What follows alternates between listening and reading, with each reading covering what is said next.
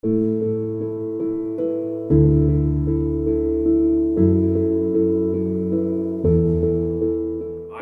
Hines, I'm a senior account executive here at Dataedo. I'm joined by Richard Monk, who is a customer success manager here at Dataedo. Today's webinar will be going over 25.2, our new release. That includes things like data products, improvements to data quality in the portal, and so on and so forth, which we'll get into a little bit deeper here today. If you are new here, I know a lot of people just looking through the attendee list already are users of Dataedo. But if you are new to Dataedo, Dataedo is a lightweight data governance solution that's really tailored towards mid-sized organizations that are kind of just getting their start with data governance. So that's a little bit about us. I will kick it over to Richard and we will go from there. If you guys, something to mention as well, if you guys do have any questions, feel free to put them in the chat as we move along. If they are important to the conversation that we're having at that moment, we might answer them there, or we might also save them at the end for the Q&A session. But over to you, Richard. All right. Thank you, Patrick. Once again, welcome everybody. I think I know everybody, but in the off chance that there's some people here that I don't know, I'm Richard, obviously the data success manager here at Dataedo, which means I'm here for all things training about the tool. So obviously today we're here to talk about the new release 25.2 and the new features that are included in that. So we have three major features: the data products, the scheduling and portal, and data quality enhancements. We'll talk about these and show a little bit what they look like. Then we'll talk about other improvements that are less flashy, and then a discussion of connectors, and finally at the end we'll have that sneak peek of 25.3 and as Patrick mentioned, a QA session. So to begin with, we're going to talk about data products, and the question I get is, what are data products in the context of Dataedo? So I'm sure you're all familiar with the concept of data products in general data governance, along with data mesh and that world. This is kind of similar to that. And the best way to explain this is with an analogy. So if you think of your entire data catalog as a warehouse of information, you can then think of the different domains and subject areas and data areas within your catalog as shelving or other organizational features within that warehouse of the entire data catalog. Taking that one step farther, data products are the packaged boxes or containers of information that fit into these different domains or parts of your warehouse. So just think of your data products as discrete containers or groups of data about particular products that have a life cycle attached to them. And that's going to be important here in a minute. So another way of saying that, what is a data product? It's a curated set of data assets, that limited group of assets that are brought together for a particular purpose, documented by an owner. You have an owner who is responsible for that data product, and then there will be other attributes. Example here of such as notes about the quality of the data set or whatever. As I mentioned, it does have a lifespan, whereas where data domains and business domains are open-ended, you create them and they exist within your catalog.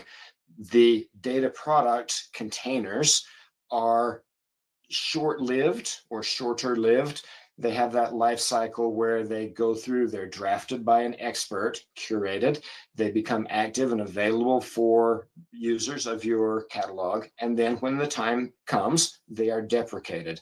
So they have that life cycle attached to them. And just like anything else in your catalog, of course, you want it to be searchable, trustworthy, filterable, findable.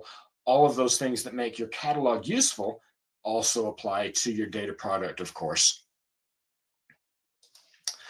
Okay, So here I put together two examples of data products, and this is kind of how it might look to you as you conceptualize and plan data products.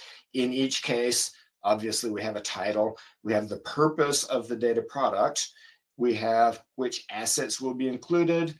You're going to focus this towards a particular audience that's included in that purpose at the top. The audience is included there. We've linked glossary terms to each of these data products.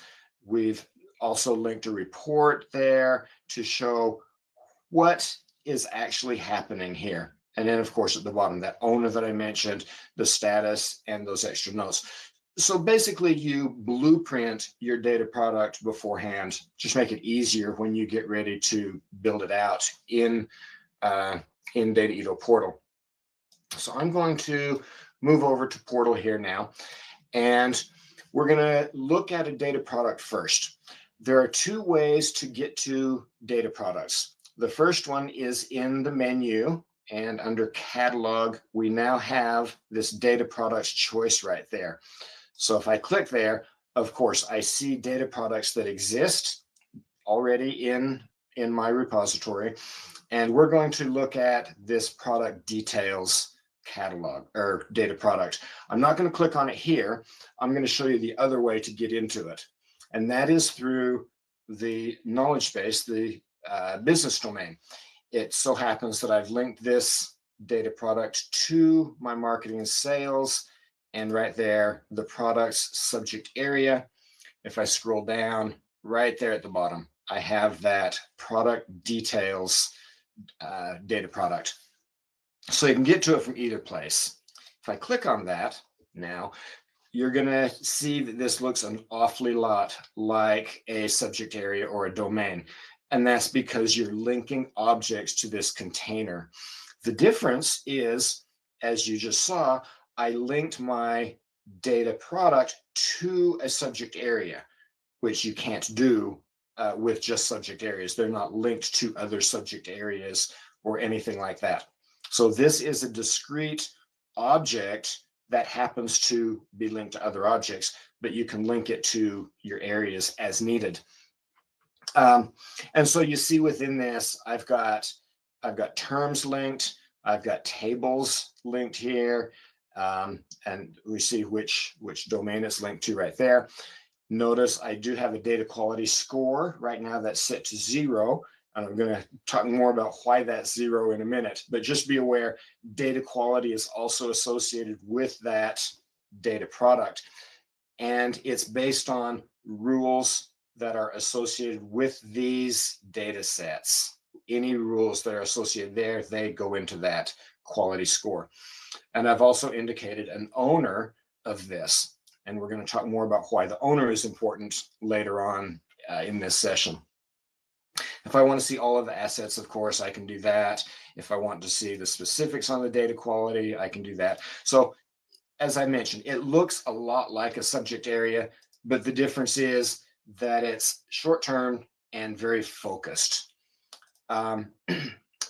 Notice right here, I have published it. That's important.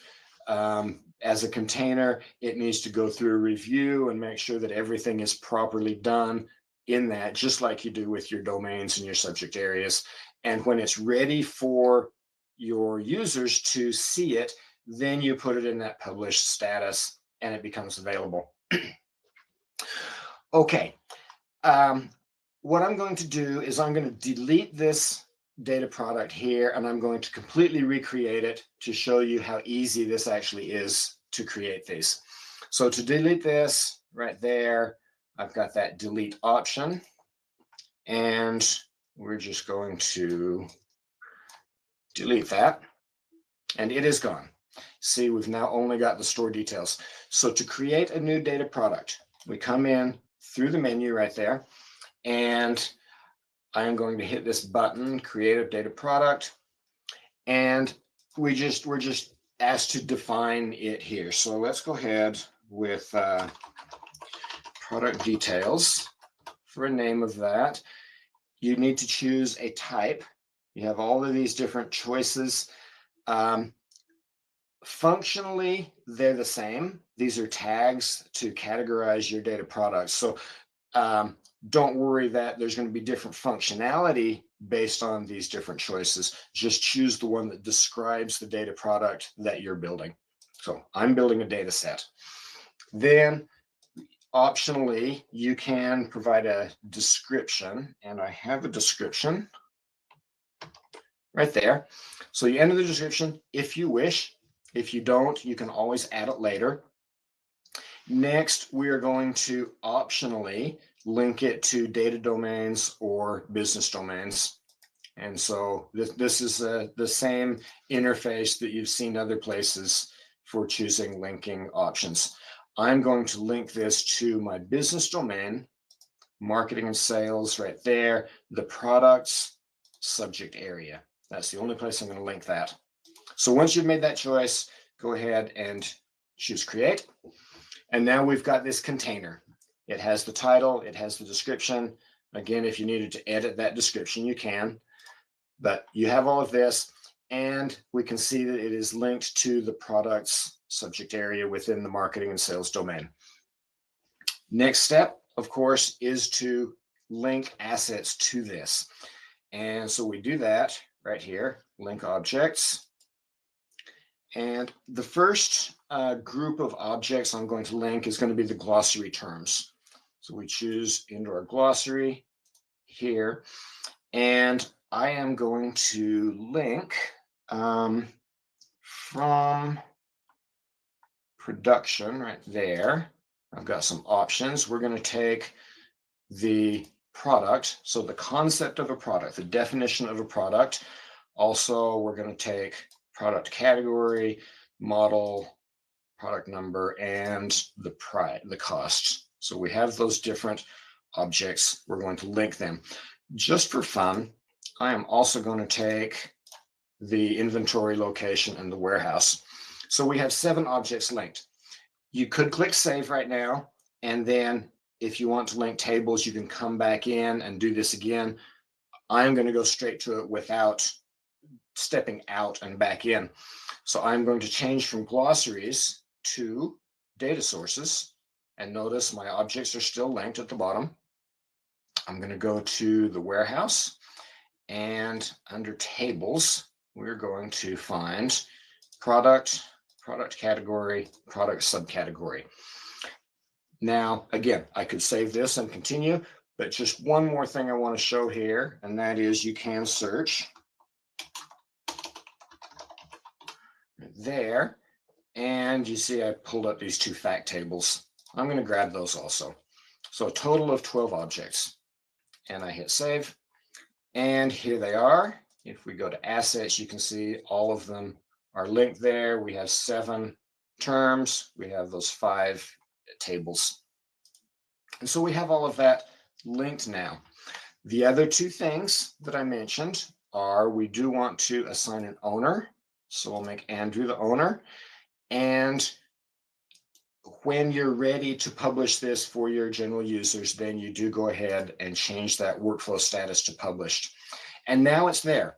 You have all of that information that you need to define this data product. Now, the next thing is that you want to verify your visibility of this. I did link it to the products domain here.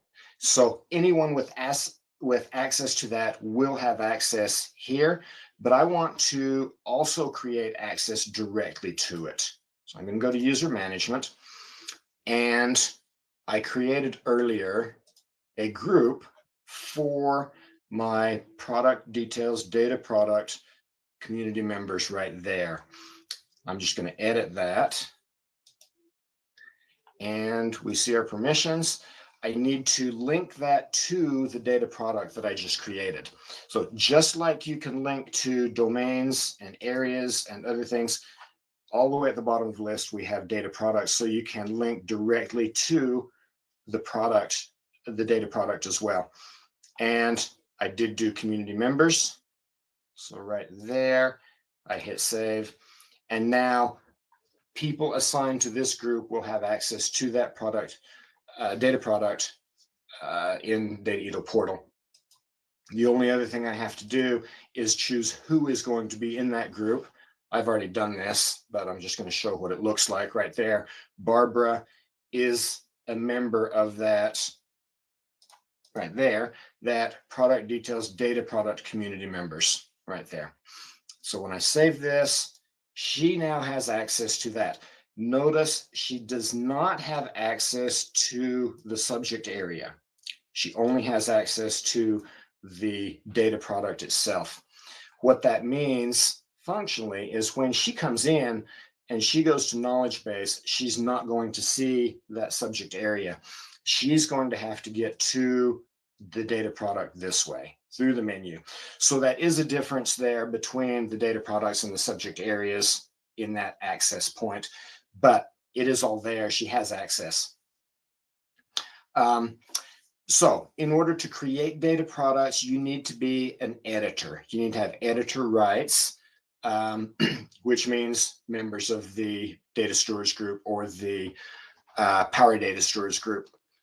Otherwise, the data products are visible to your community members, but of course they can't edit them. And when the life cycle is up, the person in charge of that will come in and of course change this to obsolete. When it's no longer a needed data product, they can change that status and it will disappear from all of the other users. So that's how you create and kind of manage access to your data products. All right. Next item on the list is Scheduler, which has been moved into Portal in 25.2.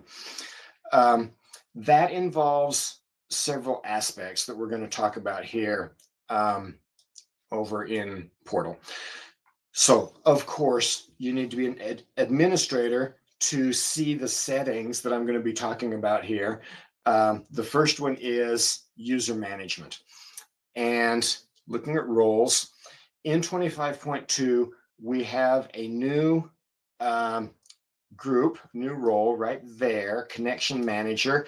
This is the person who will be responsible for creating links, creating connections to your data sources, setting up the scheduler, and monitoring all of that, taking care of all that information. This person does not need an editor license. So if we look at the actual role details, they have the ability to manage connections, but they do not have the ability to edit documentation. They have view-only access to everything else. So again, they do not require an editor license. Same thing goes for administrators. That's a change here also in this version. Administrators can do their work. They cannot edit. So you see everything else is view only except edit community, which they do have. Again, that means they do not need an editor license. Now, what does this mean operationally? It means that you can have different people be in these roles. Maybe you have one or two people who are admins. They administer Portal, do things like set up this user management and other system and catalog settings. The connection manager deals with all of the connection information. Now, if you happen to be the person who does all of those things, like I am, then what you want to do is give yourself access to all of those roles. So I have global administrators, global connection managers, global power data stewards, and so on. I gave myself all of those so that I can edit. I can also manage connections and administer the portal. Of these, only data stewards and power data stewards require an editor license. So for those of you who may be limited on the number of editor licenses you have, this is a way to separate that out, perhaps, to maybe not use a license for an administrator who doesn't actually need to be an editor. So that'll help you. As an aside, when you upgrade or when you upgraded to 25.2, you may see a banner across the top, a warning banner that says something about your license count. It may say that you have exceeded your license count. If that's the case, then you will want to work internally to see if there are people who don't need editor licenses, who do have them. So you could remove those from editor groups. Or if you really do need all of those editor licenses, you may need to work with your account executive to see about getting more licensees. But the editors in Portal should be the same editors that you assign licenses to over in account.dataedo.com. Same people, because editing is editing, whether it's in Portal or desktop. It's that edit capability. But here on this editors tab, of course, you can see who has that editor capability. All right, now back to the connection manager. That person, a person in that role, will have access to this connectors setting portion of the menu right there. And the first thing on here is connections. This is a list of all the connections that existed in, or still exist in desktop. When you upgrade to 25.2, those connections will be brought over and represented, shown here in Portal. So you can see I've got all these connections, and currently you can see them. You can't manage them. You can't create new ones here, but in the next version you will. Right now it's information and kind of the skeleton of being able to use the scheduler. So we do have the connections, but you can't manage them here.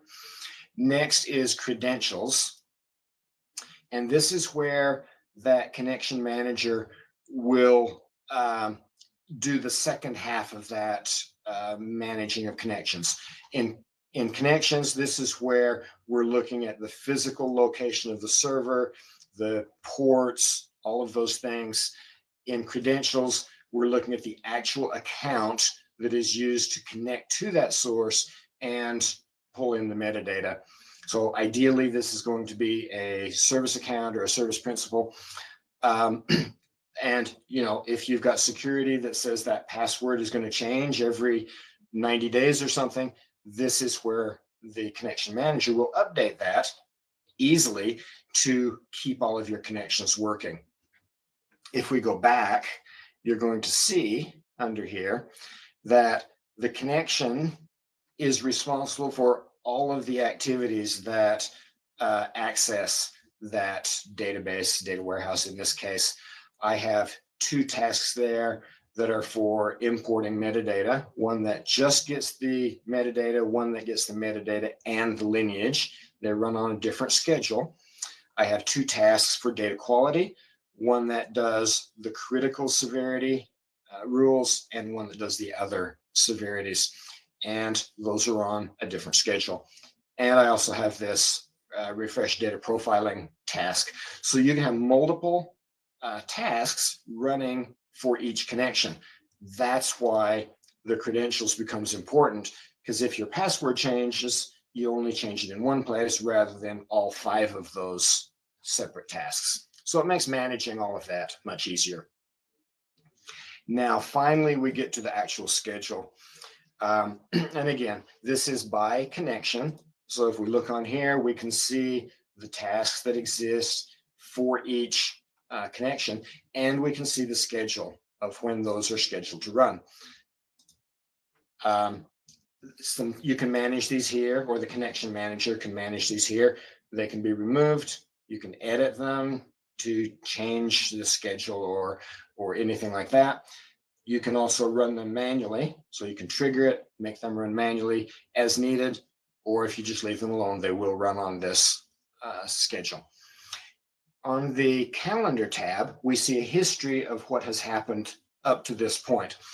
And when you look at this, you can see successes and failures. So you can see my connection to my warehouse is not working. It is repeatedly failing. And this is information now that the connection manager will use to find the problem and fix it. For example, we go in here and we can check the details of what is happening. That log is now available, whether the connection manager needs to evaluate that himself, herself, or work with our support team to figure out what's happening. The log is right there and it's really easy to find. And of course, you can copy it, work with it however is needed. But it's there, very easy to access. That gives him an action item to actually be able to see what's happening. And of course, you have all the regular filters to drill into this list as needed.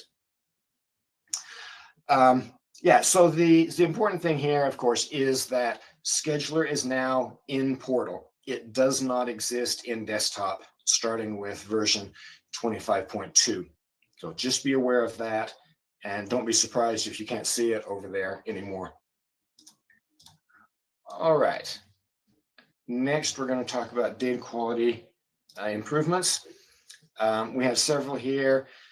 We can ignore and unignore individual rows that have failed. I'm going to show you all of these in a minute. We can look at the SQL for custom rules more easily. And we do have data quality associated with glossary terms now. And so I'm going to go over here and show you what I mean by all of these. We're going to go to data quality right here. And if we find a rule that failed, let's go ahead and let this load. All right, I'm going to look at this bottom row right here. I have a custom rule that has failed.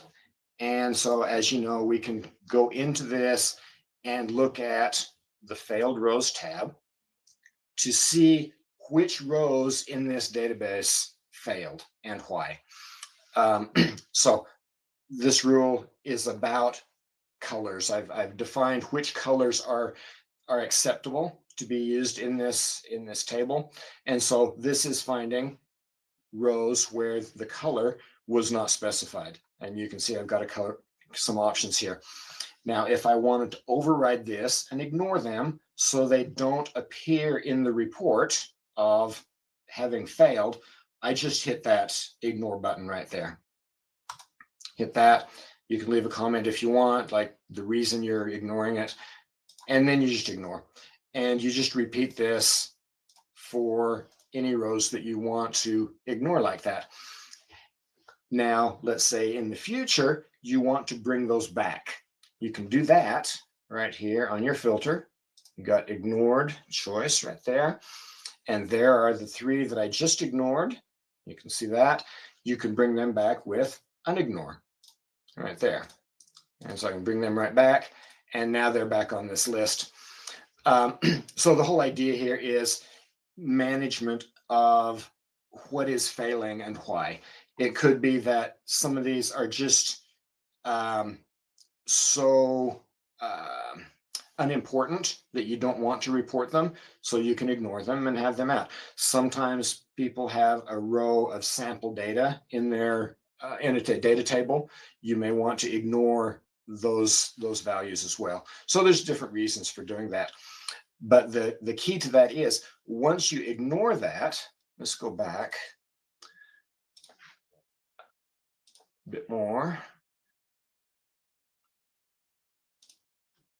Yeah, we can look at it right here. Once you ignore that, those ignored rows will not be part of this calculation of your overall data quality. So that's an important point there. It allows you to really report on what you want, what you're concerned with, rather than things that may be outliers that you don't need to look at anymore.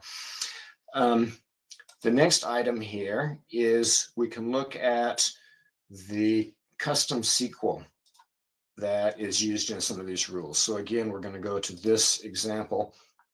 And right here is the SQL that I used to find the failures. Remember, in your custom SQL, you're always looking for the failures. So there is the SQL that finds failures, and you can see that list of available choices there. And you also have the SQL for the total row count. When this calculates the ratios, this SQL gives the number for the numerator of that calculation, and the total row count gives you the denominator for that total row count. So if you start ignoring things, of course, then it's going to change those count numbers and change your scores. Previously, you could only get to this SQL by editing the rule and going back into it, which was not very easy if you were troubleshooting or diagnosing a problem, or wanted to change the code. You can now very easily copy this out, go over to Management Studio or something, test it, work with it, and when you're ready, bring it back, and at that point, edit your rule. Okay. The next thing was the data quality on terms. So if I go here, this is a glossary term, manufacturing location. It does have rules associated with the table right there, the city table, that is linked to this, this glossary term. And you can see I have my quality and my ratio.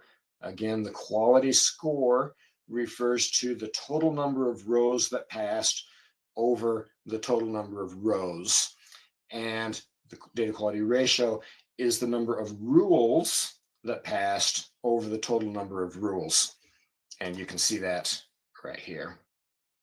So I have whatever that number of rules is right there, and 2 of them have failed and the rest didn't, which is how I got my 87%. But within these, the row counts are what give me that other score, the 99%.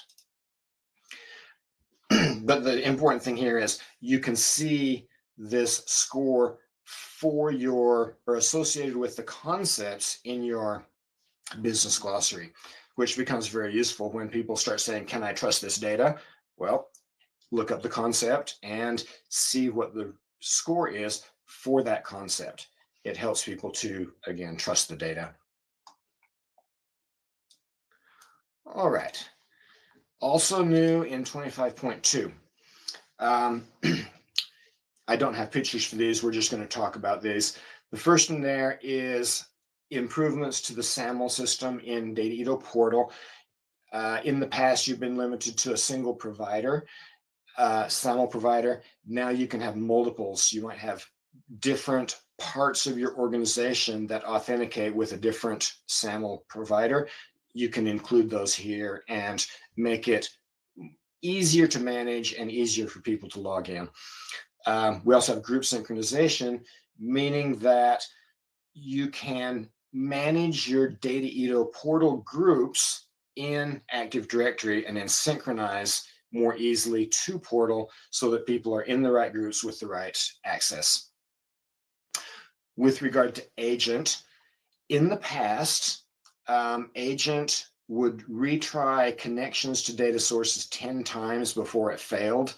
So you get multiple tries and some time involved there, potentially before you actually had a failure reported. Now that has been removed. It will try once. If it works, great. If it does not work, it will immediately be logged as a failure. So no auto retries. Saves time on that.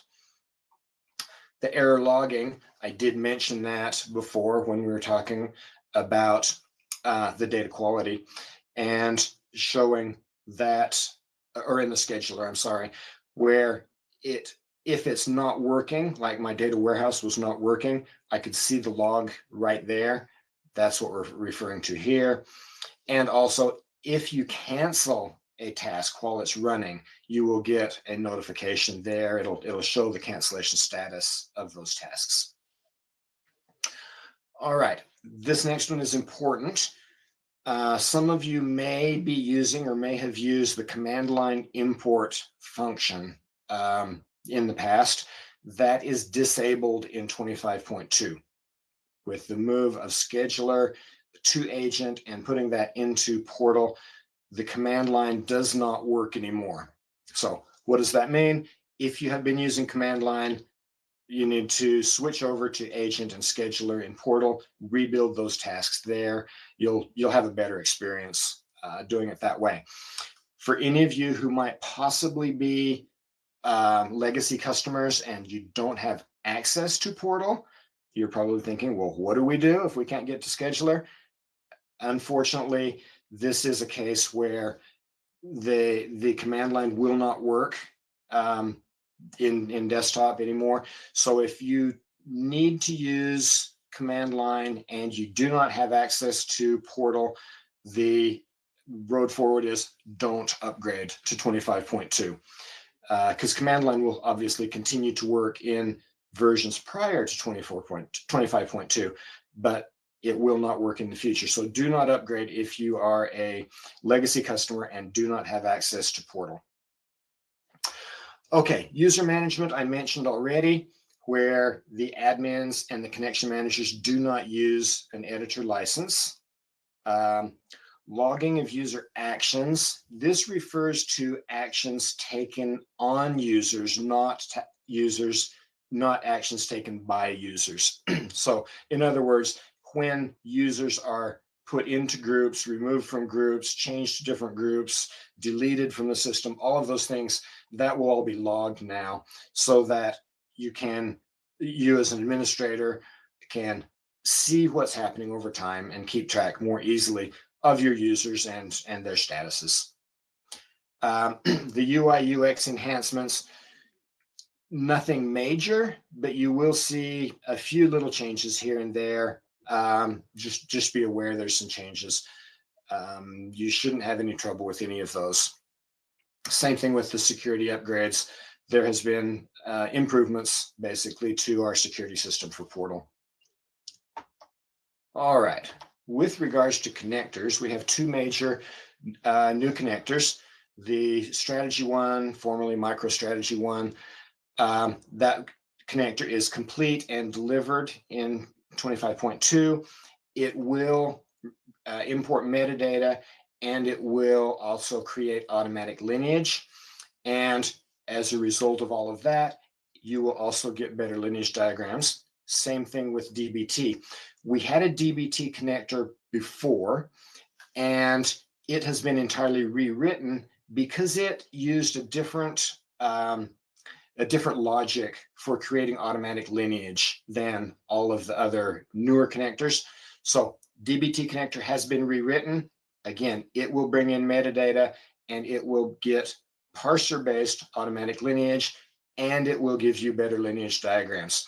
So what's the road forward? If you are using the DBT connector, it will still work. The old one will continue to work. If you want to change it over to the new one, you can do that. It will be a new connection because it's a new connector. So there will be some work there involved. But if you want to move to the new one, you can. If you have not been using DBT connector and you need to, please use the new one. Don't use the old one, because the new one honestly gives you much better lineage and, as I mentioned, better lineage diagrams. Okay, improvements to data lineage and to connectors. SQL Server, the select statement and stored procedures is now supported better, so you'll get more robust lineage in SQL Server. The SAS multidimensional now supports named queries, service principal authentication, and linked sources for multiple sources. And this applies to some other connectors as well. In the past, linked sources was a one-to-one relationship, meaning that you could only have one source database or source system feeding into a target system. Now you can have multiple sources coming in. So you'll get, again, better lineage representation if that situation exists for you. Power BI support has been fully restored for the Pro workspaces. Again, that only matters to you if you use Pro workspaces. If you're using the other plans, then that doesn't matter to you. There are details about the Pro workspaces requirements for Power BI on the front page of desktop. Essentially, you need to have an administrator access to the Pro Workspaces to use that import for the Pro Workspaces. The Tableau connector has two new object subtypes, the published data source and the embedded data source. Gives you a better lineage understanding, better lineage representation. When you build out your lineage, you can see better what is actually happening with the data sources in Tableau. All right, sneak peek into 25.3. The one we've been waiting for, the import metadata directly into Portal. This is kind of the second half of what we talked about with the scheduler. This means that in 25.3, you'll be able to create connections and manage them directly in Portal. 4 select connectors, have to add that. So for Azure SQL, SQL Server, MySQL, Oracle, AWS Redshift, Snowflake, PostgreSQL, and Power BI reports and datasets, those will be functional in Portal in 25.3. Other connectors will still remain in desktop. So those will be gradually moved over as time goes on with future versions. But I do want to show you what that looks like over here. So here we've got a future version of Portal. And if I go into my connectors here, connections, and it's not loading.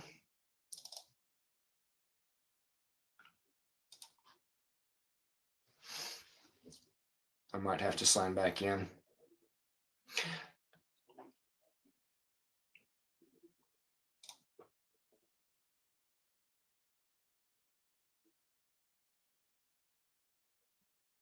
Okay, try that again. And here we go. Just like I had in mind, I had that representation of all the connections that I had previously. Same thing here. The difference is this add connection right there. And this is all the connectors available, and it's a filterable list, just like in desktop. It looks different, but it's the same idea. You choose the connector you want to use. And notice that these up here in white, they are clickable and they will work. The others are grayed out. They're not available yet, but they will be. So when you choose that, you just go in and you define that connection, same as we always have done. But you can do it over here in Portal. All right. For certain connectors, such as I think Oracle is one of these, you have the ability to import multiple databases at once. That doesn't mean multiple connectors at once. It means within the same connector, multiple databases. In the past, each database required a different connector and a different instance of that connector. Now you can import those all at one time. So that's an improvement. Data quality thresholds. This goes along with the idea of ignoring some of the rows. But in this case, you simply set a threshold. So for example, let's say we have a table with 1 million rows, and you don't want to report it as failing on a rule unless it hits a threshold of, say, 100 failed rows or 500 failed rows. Less than that, it won't report it as failing. And it just makes it so that people understand they can trust their data. You know, 50 failed rows out of 1 million is probably not a big issue. And so your choice, you can set those thresholds if you want to. You will be able to apply quality rules to multiple columns at one time. So for example, let's say you want to put the not in future rule on those columns in your database, like created date or modification date. Obviously they can't be in the future, so you want a rule there. You can choose the rule and then apply that to up to 50 columns at one time. So save you a lot of time in creating those rules. We'll also have data quality rule suggestions in Steward Hub. So just like other suggestions there, like linking to domains or any of those others, data quality rule suggestions will be there, and you'll be able to easily choose those and apply them. And the rule suggestions scope is being expanded. So there'll be many more suggestions available. Just a way to very quickly build out your catalog. Foreign key suggestions in Steward Hub has been something that a lot of people want, because quite often your foreign key relationships are not documented in your data source. So when you import, they're not documented in Dataedo. And in the past, the option was create those manually. Now, Dataedo will be making those suggestions, and you can accept or reject those very easily. I do not have pictures of these things yet, unfortunately, but they will be coming up in the next version. And finally, Marketplace coming in 25.4. This goes along with data products, in that a data product, as it's defined in Dataedo, is all of the documentation about that subject or that process. Marketplace will allow you to request access to the data also to go along with those same assets. So it comes closer to the community definition of a data product, where you get access to the data and the documentation to go along with it. And that's why we document the owner, is so that Marketplace will be able to send your request to the owner for review and approval, and then hand off to IT, who grants the access to that data as necessary. So Marketplace is basically a shopping cart, where you shop for data and shop for access to that. And again, that's the reason for the lifespan, is you don't want to grant access to people forever. You want to be able to put a lifespan on it and have that access in a life cycle. All right, we're up to Q&A. Patrick, did we have any questions that need to be answered? I did not see any in the chat, but guys, feel free to put them in there right now. Oh, we just got one that came through. Do we still need to install Dataedo agent software for the scheduler to work from the portal?